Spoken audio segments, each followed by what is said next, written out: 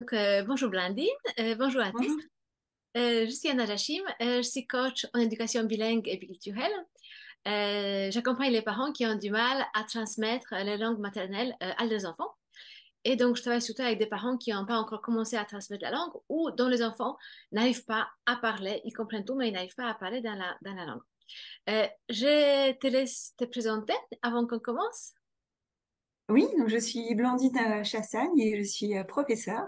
Et donc j'enseigne le français à des petits enfants, des petits francophones expatriés qui sont scolarisés dans une autre langue et qui ont besoin de maintenir un bon niveau de français. Voilà. Et voilà. Et donc, cette fois-ci, pour changer, c'est moi qui vais te poser des questions. Très bien. Parce que le sujet qu'on a choisi, c'est un sujet dans lequel tu t'es spécialisé avec l'école des petits expats. Donc, pour ceux qui ne connaissent pas, c'est une école en ligne pour les enfants français ou d'origine française qui vivent à l'étranger et dont les parents voudraient que les enfants apprennent la lecture, et l'écriture et puis d'autres choses aussi en français. Donc, en bas de la vidéo, je vais mettre l'adresse du site, comme ça, vous pouvez y accéder directement.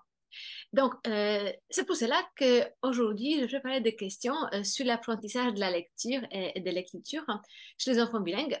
Et donc, bien sûr, toi, tu vas parler surtout de l'exemple français parce que tu enseignes le français Mhm. mais je pense qu'il y a des mécanismes des principes Oui. qui peuvent être aussi utiles à d'autres parents. Voilà, parce que de toute façon, on ne peut pas parler de toutes les langues. Donc, on a choisi une langue. C'est le français, c'est notre langue commune. C'est la langue dans laquelle tu es spécialisé. Et donc, c'est pour ça que ça va se passer comme ça. Oui, oui, oui, tout à fait. Mais c'est vrai que ce qu'on va dire aujourd'hui, ça peut être, je pense que d'autres parents qui n'ont pas le français comme langue minoritaire peuvent aussi se reconnaître.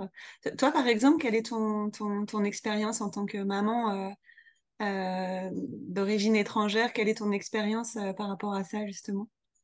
Euh, donc, comme tu as bien dit, je suis une maman, je ne suis pas une enseignante.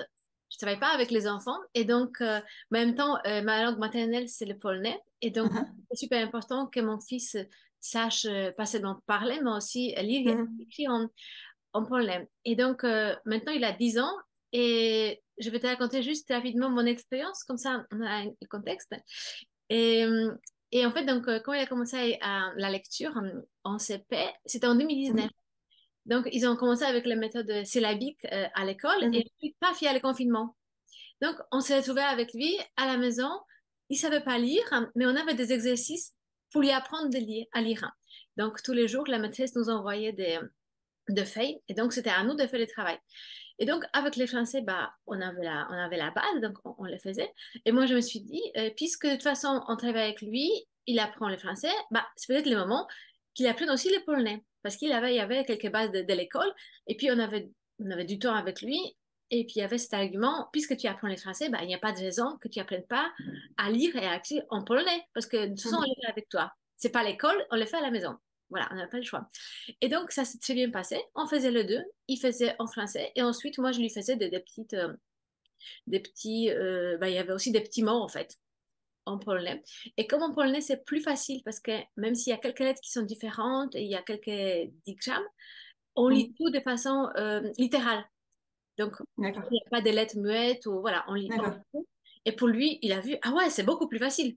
Donc, bon, les Français, il était obligé, il n'avait pas le choix. Mais Ouais. comme en polonais, c'était plus facile, bah, du coup, il protestait pas. Et donc, depuis, on continue. C'est-à-dire, là, tous les soirs, hein, ben, on lit ensemble. Bon, ils lisent en fait en français. Et avec moi, on lit en polonais. Et donc, moi, je lis. Et lui, il me lit aussi. Donc, on fait de la D'accord, lecture à voix haute. Et c'est vraiment super agréable parce que maintenant, c'est lui qui choisit les livres, hein, qui veut me faire des... d'accord. Et juste, une petite parenthèse aussi par rapport à l'écriture. Hein. Donc, c'était pareil. Il apprenait à l'école. Et je lui dis, ben, puisque tu le fais à l'école, on va faire aussi en polonais. Et donc, Mhm. tous les jours, on faisait juste 5 minutes. 5 minutes d'écriture en polonais. En fait, j'ai choisi D'accord. un manuel que les enfants polonais utilisent en Pologne pour son âge. Mhm. Et donc, je lui ai dit, bah, écoute, on va faire une page tous les jours. Tu vois, ça va prendre 5 minutes, Ouais, mais après, tu vas apprendre. Et ouais. donc, on continue. Donc, il va pas dans une école du samedi, mais on le fait D'accord. ensemble. Mais tu vois, juste 5 minutes, parce que 5-10 minutes Ouais, max. Parce que je sais que sinon, il va protester. Il a quand même ouais. ses cours aussi. Et voilà, donc ça continue et ça se passe très bien. Parfois, je lui fais des petites dictées aussi, donc c'est aussi pour les parents Ouais, qui veulent, parce que je sais c'est génial. en France, les dictées, c'est super important. Oui. On les fait, je choisis une phrase du livre qu'on lit actuellement et il l'écrit Ouais. en 3 minutes et voilà. Donc Donc, c'est bien, tu as réussi à instaurer comme ça une routine oui, ouais. de travail et vraiment de façon simultanée. Et c'est chouette parce il était demandeur, il était Mm. volontaire. Et puis, ce Et qui est bien, c'est c'est bien. qu'il y avait ces confinements, tu vois, c'était un bon prétexte. Oui, c'est vrai. Il Ouais, n'avait pas le choix. Parce que c'est pourquoi en vrai. français et pas en polonais? Voilà. C'est Donc, vrai, c'est vrai, c'est vrai. Et le confinement a eu des côtés positifs pour certaines choses. souvent pour les langues, en fait, parce que justement, les parents passaient un peu plus de temps avec les enfants et il y avait Ouais. ces opportunités pour renforcer la langue Mhm. minoritaire aussi. D'accord. Et je voulais te demander, donc, avant de répondre à tes questions, je voulais te demander aussi, toi, donc, tu reçois des parents qui veulent transmettre leur langue à leur enfant. Quelles sont les difficultés que ces parents te décrivent par rapport à l'apprentissage de la lecture et de l'écriture? Hmm. En fait, il y a deux questions principales. C'est quand commencer, à quel Mm, moment? Est-ce qu'on commence avant l'école, en fait, avant que mm, l'enfant commence à l'apprentissage à l'école, ou en même mm, temps, ou est-ce qu'on apprend, mm, est-ce qu'on commence plus tard? mm, Et par quoi commencer? Est-ce qu'on commence par mm, la lecture? Est-ce qu'on commence par l'écriture? Donc, c'est mm, pour ça que voilà, je voulais te poser des questions. Et donc, la première question que je voulais te poser, c'est parce que toi, tu donnes des cours de français à des petits français à l'étranger. oui. Donc, raconte-moi comment cela se passe pour la lecture et aussi pour l'écriture et surtout à quel moment vous commencez. Ouais, c'est vrai que c'est une question qui revient, qui revient souvent, et le quand.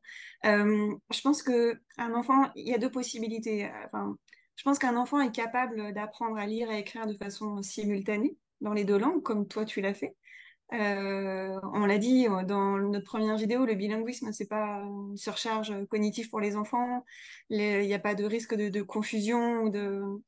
À partir du moment, pour moi, à partir du moment où un enfant est demandeur, qu'il est curieux, qu'il a envie, euh, il n'y a aucune raison de le freiner dans cet élan. Donc, je pense qu'il faut vraiment, il n'y a pas de crainte à avoir à le faire de façon simultanée. Après, c'est vrai que, il y a d'autres parents, j'entends souvent des parents qui me disent, ah, j'ai peur que ça lui fasse trop. Il apprend déjà à lire en espagnol. J'ai envie d'attendre un petit peu. J'ai peur que ça fasse trop d'un coup. Et c'est vrai que je comprends ça aussi. Je pense qu'en fait, pour moi, ce que j'utilise souvent l'image d'une maison. Apprendre à lire et à écrire, c'est comme construire une maison. Il y a des fondations. Les enseignants de votre enfant dans son école, ils vont poser des fondations. Ils vont poser trois fondations. Et quand ces trois fondations sont posées, vous allez voir le français, enfin en tout cas la langue minoritaire, ça va aller tout seul. Enfin tout seul, non, mais ça va grandement faciliter les choses. Les trois fondations, je disais, c'est quoi? C'est la conscience phonologique. Mhm. Je parle ici pour les langues alphabétiques. Le mandarin ou le japonais, par exemple, je m'engagerai pas là-dedans. Mais les langues alphabétiques, elles fonctionnent toutes plus ou moins sur le même principe. Donc, le développement de la conscience phonologique, ça, c'est ce qui se fait en maternelle. C'est faire prendre conscience aux enfants que tous les sons qui sortent de notre bouche, en fait, ils sont divisés en mots. Et que chaque mot, il est divisé lui-même en plus petites unités de sons, qu'on appelle les phonèmes. Si je dis par exemple le mot maison, ben, il y a quatre phonèmes. Il y a le m, le e, le z et le on. Il y a quatre phonèmes. Et ça marche aussi en anglais. On peut prendre un mot anglais, on peut le diviser en phonèmes. Les mots espagnols, les mots polonais, on va aussi les diviser en phonèmes. Donc ça, c'est la première fondation. C'est ce qu'on fait donc généralement les premières années de maternelle. Ensuite, l'étape suivante, et c'est souvent la première année d'école primaire, enfin en tout cas c'est en CP en France, on va apprendre aux enfants que ces petites unités de son, en fait, elles se transcrivent à l'écrit. On peut les coder à l'écrit. Et que par exemple, je reprends le phonème M, ben ça s'écrit, voilà, avec la lettre M. Peu importe qu'on dise le nom de la lettre, mais ça se transcrit à l'écrit, voilà. Et que donc les mots, c'est pas des dessins, c'est simplement la transcription d'un son. Donc ça, c'est comment dire, le principe alphabétique, le fait de prendre conscience que, voilà, que ces petits sons s'écrivent avec des lettres, c'est un code. Et la troisième fondation, c'est aussi le geste d'écriture, à proprement parler. C'est comment je tiens mon stylo, comment je fais des ronds, comment je fais des ponts pour faire les M, comment je fais des vagues pour faire les U, etc. Donc il y a le geste d'écriture aussi qui s'enseigne. Donc pour revenir voilà, à ce que je disais au départ, pour moi, le bon moment, c'est quand votre enfant, en fait, il a ces trois fondations-là. La conscience phonologique, qu'il prend conscience euh, qu'il commence à prendre conscience que certaines lettres font certains sons dans sa langue de scolarisation et qu'il ait le geste d'écriture. Et à partir de ce moment-là, vous allez voir, la langue minoritaire, ça va aller très, très rapidement. La voie est ouverte, en fait. Voilà. J'ai une question, ça m'a fait penser en fait par rapport à l'alphabet. Parce qu'en fait, Oui, on apprend aussi aux enfants l'alphabet. Sauf que dans l'alphabet, oui, on prononce pas de la même manière que les lettres qu'on va lire ensuite. oui, Et donc aussi l'alphabet, on les prononce, l'alphabet il est différent en anglais, oui, en français ou en polonais. oui. Ça sert à quelque chose en fait? Alors ça, c'est quelque chose qu'on entend de plus en plus depuis quelques années et que je vais aussi redire ici. Il faut éviter d'apprendre le nom des lettres aux enfants, aux très jeunes lecteurs. Faut Mm, surtout pas commencer par dire le nom des lettres parce que c'est la porte ouverte à beaucoup de confusion. Par exemple, si vous lui présentez ça, ne lui dites pas que c'est un V. mm, Vous dites c'est la lettre qui fait le son. Ça, c'est pas un P, c'est la lettre qui fait le son. mm. Voilà. Et pas peu ou P, c'est tout. Et voilà, surtout, ça viendra plus tard. Le nom des lettres, ça viendra plus tard. Mais parce qu'en fait, après, au moment d'écrire, par exemple, le mot, je sais pas moi, le mot vache, par exemple, et pour lui, si ça fait V, Ouais, vache, ça va être compliqué pour lui. Voilà, donc juste donner le son des lettres. d'accord. Voilà. Et le nom de la lettre, ça viendra plus tard. Ok. Donc, euh, donc, le plus facile, c'est d'attendre que l'enfant ait déjà les bases de l'école, c'est ça? Oui, Et oui. ensuite, grâce au transfert, je pense qu'on a parlé la dernière fois aussi, comme on Oui, a appris. oui, oui, tout à fait. En fait, votre enfant, il va faire un transfert de connaissances. Ce qu'il a appris dans son école, il va le transférer au français.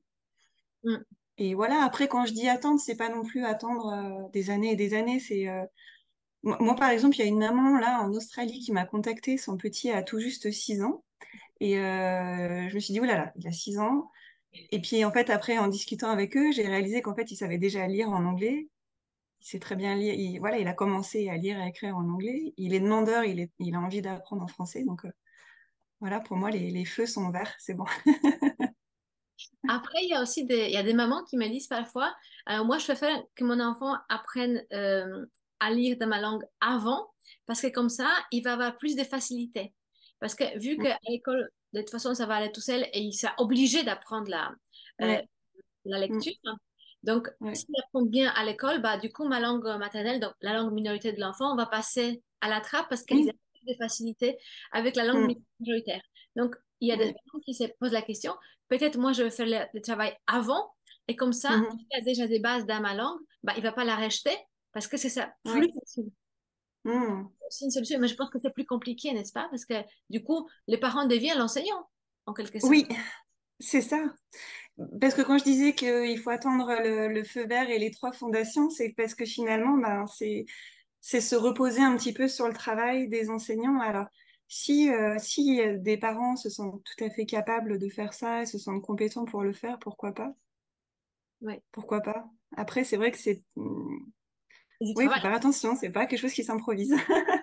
Parce que nous, on est des parents, on n'est pas des enseignants, ce que je dis souvent, voilà. Oui, oui, Donc, c'est pour ça que oui, c'est tellement important que l'enfant oui, soit, en fait, que la langue écrite oui, ou lui soit enseignée oui, par des oui. professionnels. Mais nous, dans ce cas-là, les parents. C'est ce que je disais, par exemple, si un parent se sent capable d'enseigner ce qu'est la conscience phonologique ou le geste d'écriture aussi, parce que ça aussi, c'est pas, il y a des, enfin, il faut faire attention, il faut pas prendre de mauvaises habitudes avec.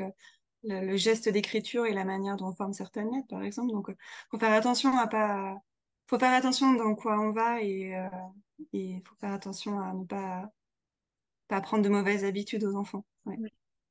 Et comment ça se passe en fait? Donc, il y a d'abord la lecture et ensuite l'écriture, ou c'est en même temps? Non, il vaut mieux faire les deux en même temps. C'est un va-et-vient, en fait. C'est un va-et-vient constant entre les deux. Et c'est ce qu'on fait dans les écoles en France. Et je pense que dans la plupart des systèmes scolaires aussi, on alterne, en fait. On va alterner des sessions plus de lecture avec des sessions plus axées sur l'écriture. D'accord. Ou parfois, dans une même session, ça peut être aussi un petit peu des deux. C'est un va-et-vient constant, en fait. Et si je te demandais quel conseil tu peux les donner aux parents qui vivent à l'étranger et qui veulent apprendre à leurs enfants la lecture et l'écriture, hein? Oui, bah, je dirais déjà, la première chose, c'est d'instaurer le petit rituel de lecture le soir, le plus tôt possible. Voilà, déjà prendre l'habitude de lire à son enfant très régulièrement, de lire des choses très variées avec du vocabulaire riche pour, voilà, déjà Mm, pour voilà, lui proposer un maximum de choses.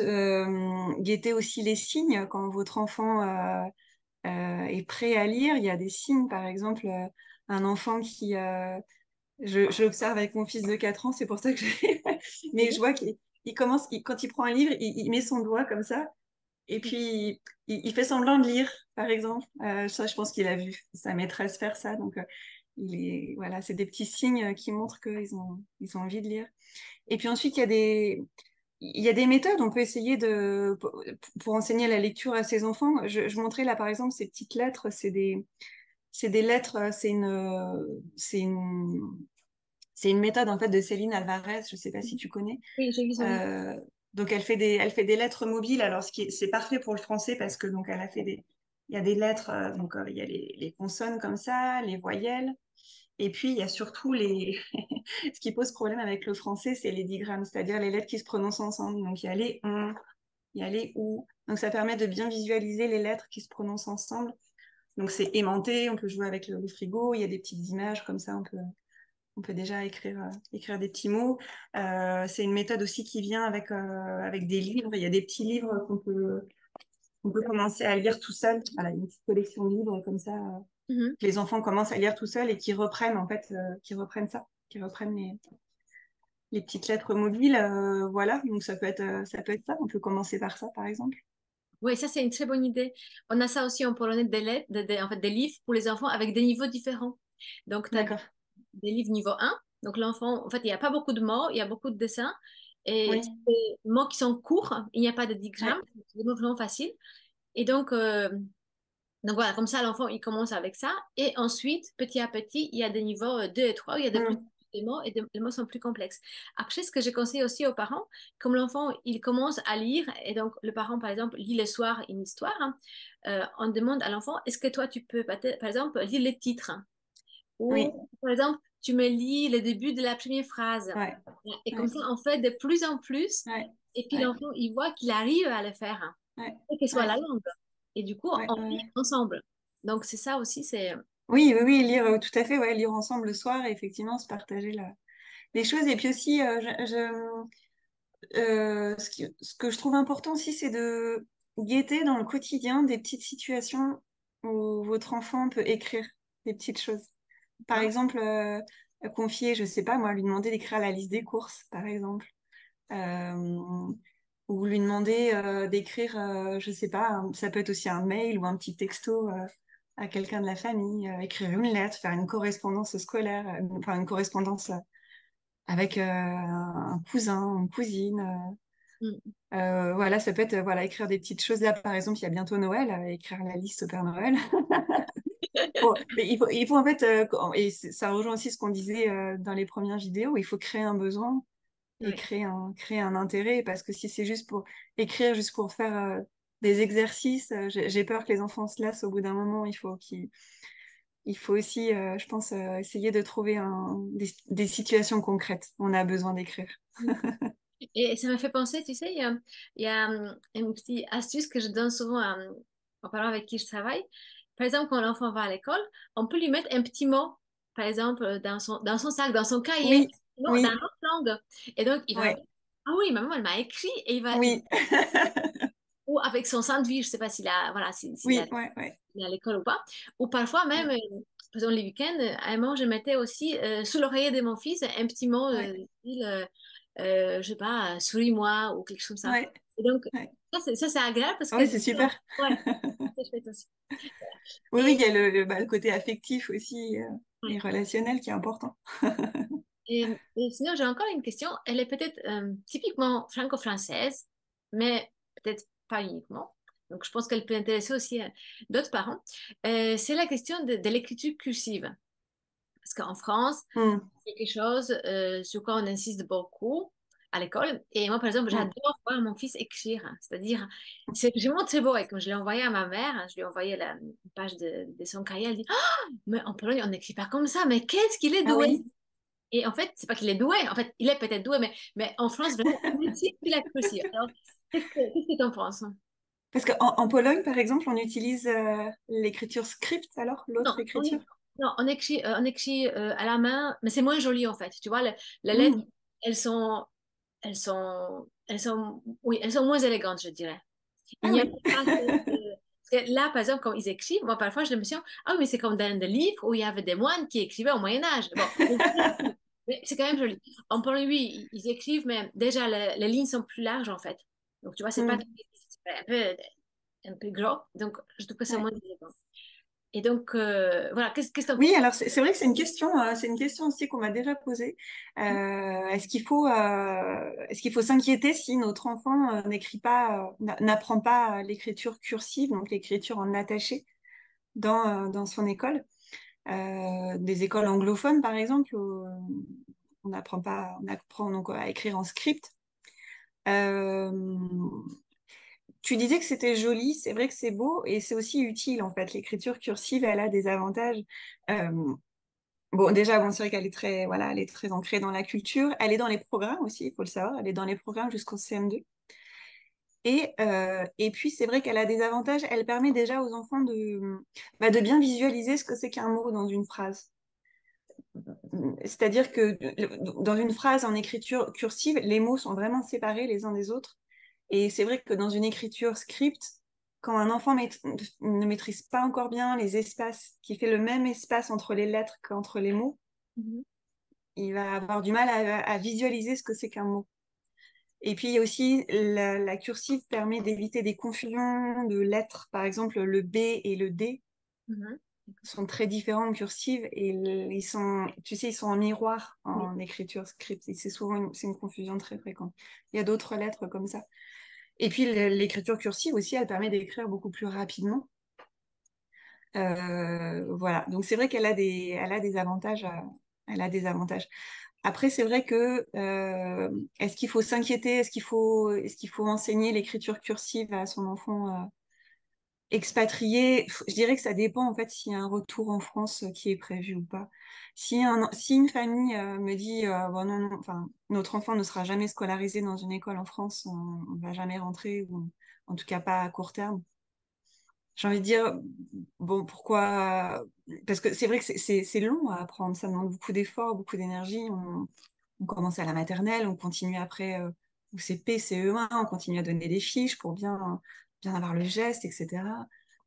Faut faire les ronds, faut pas faire les ronds à l'envers, faut pas dépasser, le L, c'est deux petites lignes. Enfin voilà, c'est très précis, ça demande beaucoup de temps en fait, ça demande beaucoup de temps et d'énergie. Donc je me dis, c'est déjà que ces enfants-là, on leur demande un gros effort en leur demandant d'apprendre le français, parce que c'est pas leur langue majoritaire, c'est pas la langue dans laquelle ils baignent le plus dans leur journée. Donc on leur demande déjà un effort en juste le simple fait d'apprendre le français à l'oral et à l'écrit, c'est déjà un gros effort pour eux. Donc j'aurais plutôt tendance à être un peu pragmatique et à prioriser en fait et à me dire c'est bon, l'écriture cursive, c'est pas grave, c'est pas grave s'il l'apprend pas.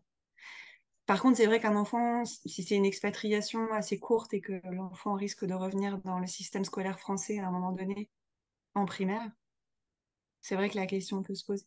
Mm. Après, je pense aussi que ça dépend de l'enfant. Il y a des enfants qui aiment bien dessiner, par Mm. exemple, et qui Oui. aiment bien, voilà, faire des exercices avec la main, ou voilà, c'est là aussi la dextérité. Mm. C'est- Et donc, si Ouais. quelqu'un aime bien dessiner, bah, ça peut lui aider aussi pour s'exercer Ouais. à faire des gestes Ouais. comme il faut. Donc, Ouais, c'est vrai, c'est vrai, c'est vrai. ça dépend. Après, tu sais, Ouais. ça me fait penser aussi, il y a des pays où maintenant on introduit de plus en plus l'écriture sur l'ordinateur dès le début. Mm. Je me dis, mais quel décalage entre ce que nous, on a Non. appris et ce qu'on apprend encore à Ouais. notre enfant. Et là, peut-être dans 20 ans, ou dans Ouais. 30 ans, il n'y a plus Mm. d'écriture à la main parce que tout va être Mm. virtuel. Donc, Ouais, je pense que je suis pas, je suis vraiment contre hein, que l'écriture manuelle disparaisse. Ce serait une très très mauvaise idée. En fait, le fait d'écrire manuellement, ça a été prouvé scientifiquement, ça aide à mémoriser. En fait, ça a vraiment un rôle dans l'apprentissage de la lecture et de l'écriture. Parce que l'on associe un geste à un son, à une lettre, et que ça permet de oui. mémoriser. Puis je me dis, tu vois, Mm. que pour les petits aussi, s'ils voient qu'ils sont capables d'écrire, c'est comme s'ils créent quelque chose. Donc, on voit Oui, aussi qu'ils sont, voilà, il y a un résultat de ce qu'ils font. oui, ouais. Souvent, donc, si tu écris à l'écran, bah, en fait, ça n'existe pas physiquement. Non, c'est vrai, Donc, je c'est pense vrai, qu'il y a aussi l'attitude qui va être différente à l'écriture quand c'est vrai. les gens vont plus écrire à la main, si jamais ça arrive. Ouais, Et notre attitude voilà, à nos petites ouais, notes, et même les ouais, enfants qui font qui s'envoient pendant les classes ouais, des petits mots. ouais. Voilà, c'est quand même. Oui, oui, oui. Puis c'est un peu notre personnalité aussi, notre écriture. Ouais, Chaque écriture est différente et ouais, c'est ouais. Mais je sais pas, je serais étonnée qu'un jour on n'enseigne plus à écrire à la main dans les écoles. Je suis pas inquiète. Je pense pas que ça arrive un jour. Non, non, Et, non, il y aurait des manifestations pour ça. ouais. Est-ce qu'il y a quelque chose que tu voudrais ajouter au sujet de l'écriture et de la lecture Non, non, non, non, on non, a... non. Je crois on a été D'accord. assez complète. Écoute, je te remercie beaucoup. C'était super intéressant. J'ai appris des choses. Je ne connaissais pas les trois niveaux dont tu as parlé. C'est vrai on, en fait, intuitivement, on peut y arriver. En fait, mais c'est vrai Oui, on n'est pas enseignant, on ne les nomme pas. C'est quelque chose, voilà. oui. Mais voilà. Mais le simple fait, par exemple, de ne pas donner le nom des lettres, Oui, il y a beaucoup de parents qui commencent par faire ça, par exemple. oui, Et ouais, c'est compliqué. Enfin, je veux bien, c'est vrai qu'il y a un discours, oui, faut pas freiner les enfants, mais c'est vrai qu'il y a aussi, faut pas oublier que voilà, lire et écrire, il y a un métier pour ça. Et c'est vrai que en tant que parent aussi, ouais, faut faire attention ouais, faut faire attention avec ça, quoi. merci beaucoup, Blandine. Voilà, après, les parents, s'ils sont intéressés par l'apprentissage du français, Ouais, voilà, dans ton école. Donc, c'est l'école oui, des petits expats. Donc, sous la vidéo, ouais, je vais mettre l'adresse. Et puis, on se voit bientôt pour un nouvel échange, une nouvelle très discussion. bien. Nouveau sujet lié à l'éducation bilingue. Merci beaucoup et à bientôt. Très bien, à bientôt.